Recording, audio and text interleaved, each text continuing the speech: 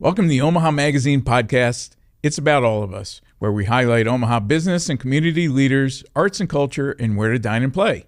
I'm Gil Cohen, Executive Vice President of Sales and Marketing at Omaha Magazine. Today, we have a special guest, Jim McKernan, Vice President and General Manager of Channel 6, or better known as WOWT.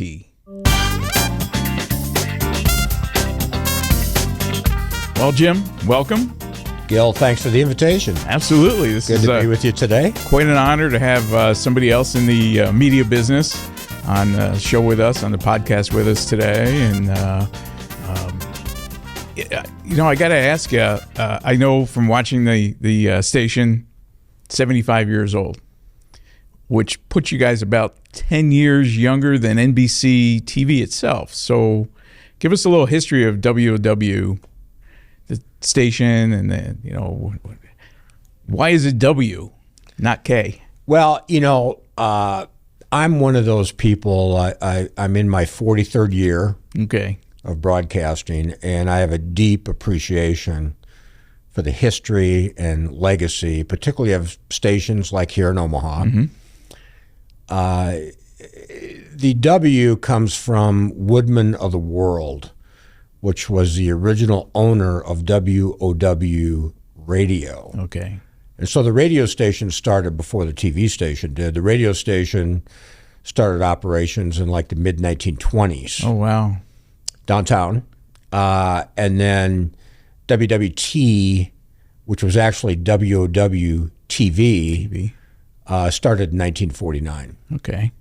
Wow. So 75 years, and there's got to be some huge history behind just the station itself. I know there have been some fairly famous people that got their start on that station, one in particular from Johnny Norfolk. Johnny Carson, of course. Yeah.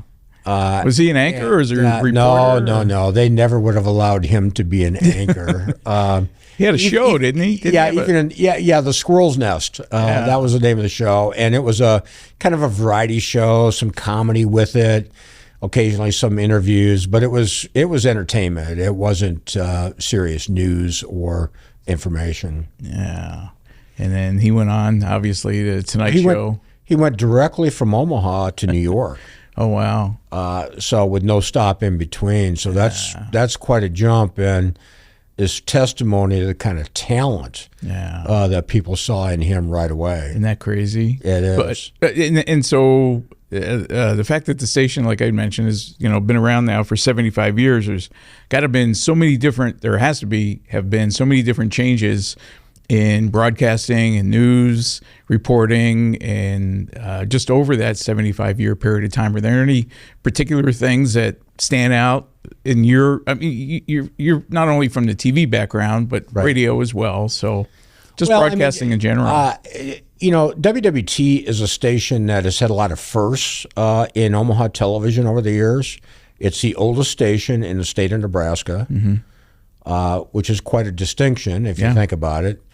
It signed on in 1949. A lot of stations in the United States signed on later than that. So it was an early sign-on. Right. And, it was the first station in Omaha that went from film to videotape. It's the first station that broadcast in color. It was the first station that really did a lot of electronic news gathering in the field, including satellite transmission, where I could come out to a cornfield in the middle of Nebraska and do a story live. Right. That would be broadcast in Omaha. Yeah. So it's got a great legacy of being first with many new innovations in television. TV. Did they start out as an NBC affiliate, or there's some history that the station changed from ABC, NBC, maybe a CBS affiliate at one point, and then back to NBC? It was CBS. Okay. And it changed from CBS to NBC in 1986. Now, I happened to be working at KMTV in 1986. Right. Okay, which is the CBS affiliate now, correct? Which is CBS now, but it was NBC at the time. So I was there. Yeah.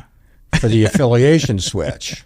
How does that work? That's kind of a bizarre deal. So the folks at WWT and NBC were really the perpetrators of that switch. And so I was at KMTV. Okay. And we found out about it literally by watching the WWT midday news, where they made an announcement that they were going to be Omaha's NBC. Nobody had called you yet. Nobody had. There was no meetings. There was no memos. Nothing. And I'm a sales account executive selling advertising for KMTV. Right. That's how I found out about it. Oh my gosh. That was not a good day. Yeah, I guess that would be a little. That's called a surprise. Those are the kind of surprises you don't want to have. That'd be a little weird. And I had alluded to it a little bit before. You also have some radio background, correct? And with journal broadcasting and. I do, and as a matter of fact, one of the things I'm very proud of, just looking back on my career, is that there are a number of radio formats on the air today that were done by me and my team 20 plus years ago. That are still on the air. So Channel 941, which started out as Channel 977, is still on the air. Star 104. And we were the first to bring Spanish language radio to Omaha. And that started on AM 1420. Okay. And later migrated to FM, where it still exists to this day. Wow. So I'm always very proud of that, because the teams that we had in place at the time were really strong, some really great people, and we did some cool things. Well, I think that's part of what our tagline is. It's about all of us, and I think you have to be able to people use this term all the time, but pivot, or to be creative in saying, hey, we're leaving out a specific area of the city or a specific demographic, and what can we do to capture or at least provide entertainment, news, et cetera, to the Hispanic community, which I think is terrific. Well, and I'm really seriously very proud of that, because it was almost an accident the way we did it. You know, because we had this little AM radio station, and we had 7 other stations, and we needed to come up with a format for this. And so we talked about it, and of course we were aware of the growing demographics in Omaha for the Hispanic community, and we thought, why don't we just try this and see what happens? And that's literally what it was. And I mean, it took off like a rocket. So was that a predecessor to Telemundo? Because Telemundo is fairly recent, I think, isn't it? Telemundo's actually been around for a while. So it's not a predecessor to Telemundo. Okay. But it really opened the doors in Omaha and began affecting the business community, because we found that there was great support from mainstream advertisers for this format. Okay. And then you started to see things like car dealers hiring salespeople that were multilingual. Oh, okay. That could speak Spanish so that they could sell cars by communicating with their newfound customers. So it was just a very started a lot of different economic opportunities out there. Absolutely, for people. exactly. Yeah. So I got to mention, Jim pointed out a few minutes ago about his Chicago Cubs socks. So what's the significance of the? I told him I was going to wear my Ronnie Reagan socks, but we're trying not to keep this political. So. Well, it's baseball seation. I've been a Cubs fan since I was 10 years old. Complete love-hate relationship. And because they've broken my heart so many times during the course of my lifetime. Yours and probably several 100,000 others. I was 11 years old in 1969 when that famous Cubs team was in first place for 102 games. and then they collapsed in the month of September. Yeah. And that experience like permanently scarred me. But to this day, that is my favorite baseball team. The 1969 Chicago Cubs. They had 5 guys who made the All-Star team. Wow. That year. And of course, I was thrilled when they won the World Series in 2016. But yeah, it's been a lot of ups and downs with the Cubbies. But when you're a fan, a true fan of a team like that, you ride that wave. Oh, sure. You have to be. Whether they do well, they do bad. And Exactly. you talk to people all the time about their favorite teams, and they'll complain about their favorite team. Correct. Right. But then when their favorite team does well, they, it's like, oh, it's my, I mean, I can criticize them, but if you criticize my team, then we're going to have a discussion. Yeah, exactly. Yeah. I'm a diehard Phillies fan. So, and they're I think they're still in first place. At least they were by half a game. And when this airs, this was recently. So this is what, May 8th, 9th, 10th today. Yeah. So 2024. So very cool. Well, you got to have a passion for some type of sports, especially living in a state where we don't have necessarily any professional sports. I guess with NIL now we kind of have a paid sports, but my main one is the Green Bay Packers. Yeah. My family origins are in the state of Wisconsin. Okay. And I'm a Packers shareholder. Nice. And I've been following the Packers since I was 9 years old. Have they paid any dividends yet? No, they haven't. So I paid $200 for probably what amounts to a piece of paper. Yeah. But it looks good in the frame in my office. Oh, that's funny. Yeah, I have some friends of mine that I think got in early on that too, Packer fans. But yeah. No, I grew up in the Philadelphia area, so Sixers, Eagles, Flyers. Sure. Phillies, those guys are my heroes.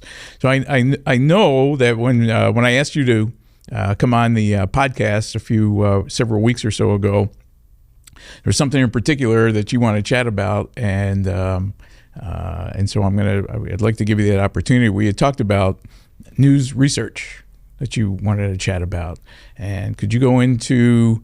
I think that where I'm getting with this is, people.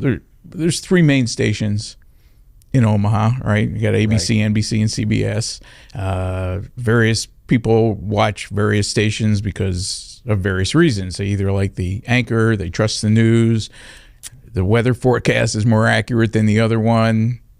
What's the news research angle? Well, I think the first point I would make is that surveying the audiences is a really important thing to do because we're after pretty much two things, okay? What do you think is important in terms of watching a local television newscast? Mm-hmm. And then secondly, how do we do, meaning WWT? So, Gil, we're going to ask you, what's important to you? Like, what's the top 5 things that you would rank in terms of importance? And then how do the various stations in Omaha do with those 5 things? Okay. And you've started this already? You're in the process? We do it every year. We just completed one recently. I've got the results of it. And it acts as a guidepost for us in determining, do we need to make any adjustments? Mm-hmm.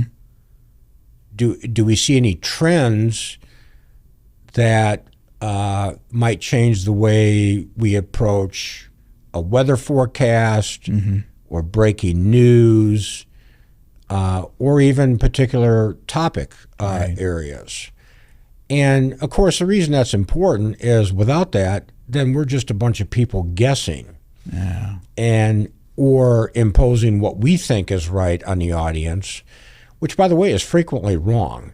I mean, one of the things I've figured out over my career after years of doing radio research and doing TV research is that a lot of the assumptions that I had made about what our listeners or viewers want are not always correct. So that's why it's so important to go to clients and, in this case, our viewers. And say, what is it that really is important to you? It just, if you don't mind sharing, from your last survey, what is the most important? What shows up more important than anything else? Well, clearly, I mean, this is not going to be a big shock to anyone, but weather is critically important. But what goes along with that, it's not just weather, it's we refer to it as an emotional driver, okay? It's the techniques that we use to help keep you and your family safe. Right. So family safety what we refer to as an emotional driver. Yeah, that makes sense. So it's not just, I want to watch the forecast today, but it goes much deeper than that, which we just experienced in Omaha. I was just going to bring that up. Okay. For those of you who are watching or listening, I'm not exactly sure when the podcast is going to air here, but I'm assuming probably in June or July. Back 2 weeks or so ago, we had one of the most massive tornadoes that ever hit Omaha, probably on the same scale as the one in 75, but in this case, nobody was killed. Few injuries. Well, and I will say, because I was, certainly one of the things that I do when an event like that is going on is I've got all the TVs on. I'm watching everybody's coverage. I'm watching everything, including anything that might be national, storm chasers, channels 6, of course, goes without saying, 7, 3, everybody. And the one thing that I should say off the top is that Omaha is very fortunate because we do have a lot of quality broadcasters in Omaha. And, there was really just a tremendous job that was done to communicate what was going on, to give timelines, to give locations, very specific information depending on, where you may be living. Yeah, I think Omaha got at least an hour's notice. Exactly. Those sirens went off at 3:00 in the afternoon, and that storm was still in Waverly, and so it gave people an opportunity to, except for the ones that went looking for it, chasing it down or whatever. But it gave people an opportunity to shelter.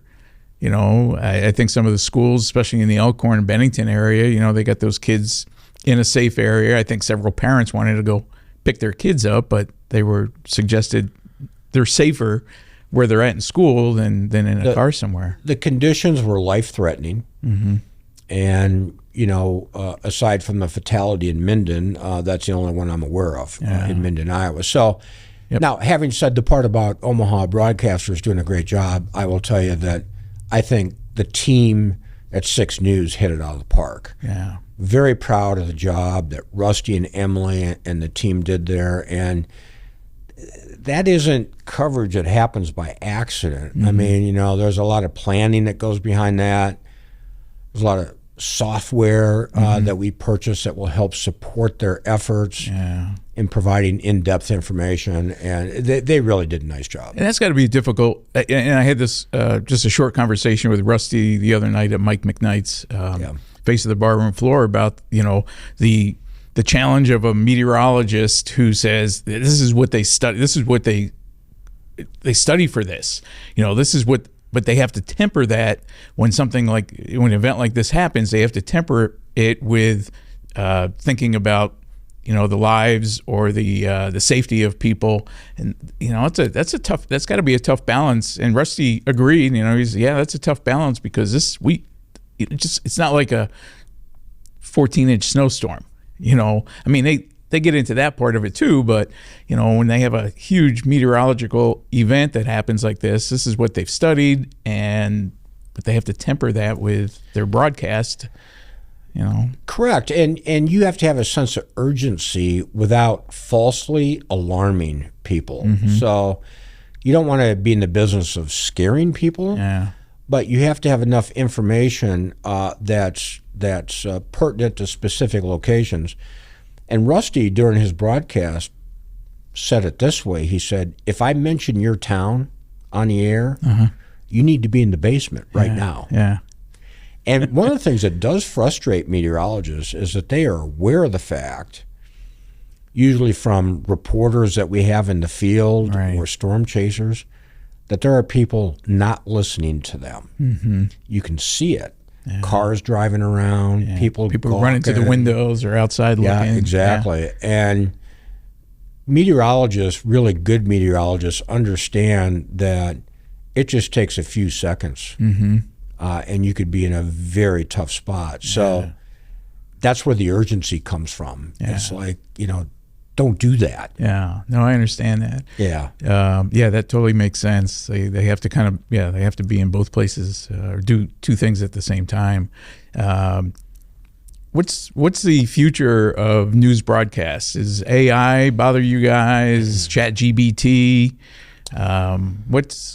What's the future of the AI thing is actually a great question, Gil, and I appreciate you asking that. So we have on our website, at the bottom of our website, we have a statement on AI, okay? And basically our company's position on AI when it comes to news gathering, writing stories, is we have made a pledge to our viewers that every story you see on 6 News will be done by a human being. It will not be done by a computer, an algorithm, a software program. It will be done by a human being. Yeah. So there are obviously some potentially great applications for AI. So we're not anti-AI. Yeah, but you want to be. By the same token, we are going to guard. We're putting serious guardrails up. Yeah. To make sure that. I mean, you talked about Mike McKnight a couple of minutes ago. Right. You can't replace someone like Mike McKnight with AI. No. I mean, there's a trust factor. Well, yeah, right? Feet on the. I mean, you have to have somebody be able to get to the story. Exactly. And AI is not going to do that, if I understand it correctly. And if you're watching a story on our station, you have to have the confidence to know that it wasn't written by whatever, Chat GBT. Right. It's a trust factor that you have to trust your TV station, your local. And I think that's, especially I think we're lucky in Omaha, and whether you talk about John Nicely or, Rob at Channel 7. Right. I know you hired a couple people from Channel 3 recently, brought them back over, right, Greg? Right, Cerise Cole. Cerise. Yes. But people, they're part of the community. I think that's important too. The fact that they live in Omaha, that they're part of the community. People see them around town. They MC different events. Doesn't that build some, not just credibility, but I would think it builds a trust factor with viewers. Yeah, no question about it. So, people like Bill and Julie and Rob at Channel 7 and, John Nicely, Brian Mastery, Brian's Rusty. Been around. Brian's been around forever. For a long time. Brian might be the best reporter in Omaha, Nebraska. He is truly an outstanding television reporter and has the institutional knowledge. Right. Because he's been in Omaha so long. He knows where to go. He knows who to talk to. He knows the doors can actually open up because of who he is. Right. Versus someone that graduated from college yesterday. But those folks, their community involvement and the fact that so many people have met them, right, shaking their hand, saying hello. You see them around town, and it's connective tissue to the community, and it's very important. Very important. So I got to ask this: how do you replace that talent? What as Vice President and General Manager of the station, obviously you're looking at 5, 10, 15 years from now where, Correct. Brian may retire, Mike may retire. What do you look at, or how are you attracting talent to Omaha? It's one of the most challenging parts of the job, maybe the most challenging part, because when you think about the content that we deliver on a local television station, right. When you have someone that's been doing that for 35 years, it's hard to replace, fill those shoes. Very difficult, very difficult. So, clearly the first choice always is to try to be developing people in the organization right.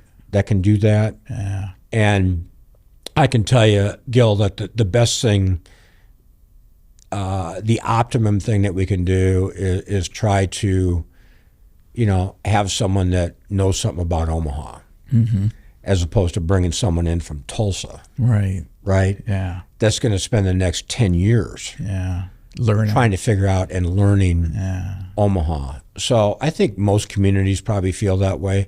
Now, you can't always do it. Right. It doesn't always work that way, but that's certainly our first choice and the thing that we're always striving to do. But Forbes named Omaha, number one place to move to this year. Yeah. And so it's got to mean something. We're not just attracting talent for the stations, but just, obviously people to move to Omaha for various other jobs, but having that exposure nationwide, it says, hey, I got to move to Omaha. What do they have that? And I'll ask that question to Heath in a couple of weeks. But what do they have that the city I'm currently living in doesn't offer?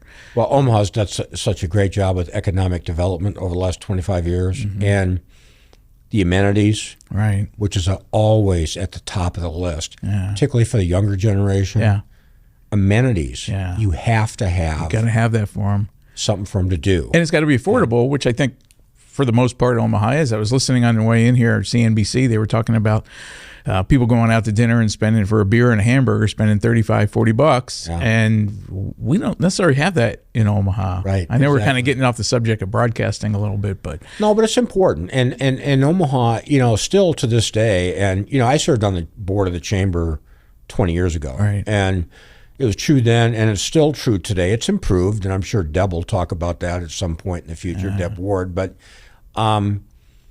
there's still a lot of people in this country that view Omaha as a flyover, even with the publicity. I mean, Omaha is something that you have to experience, yes, to really have an appreciation for everything that's here. I'm still blown away by new things I learn about Omaha, and I just find it the most remarkable community I've ever been associated. I've always been an Omaha lover and relish the opportunity to be able to pitch Omaha to prospective employees. Yeah.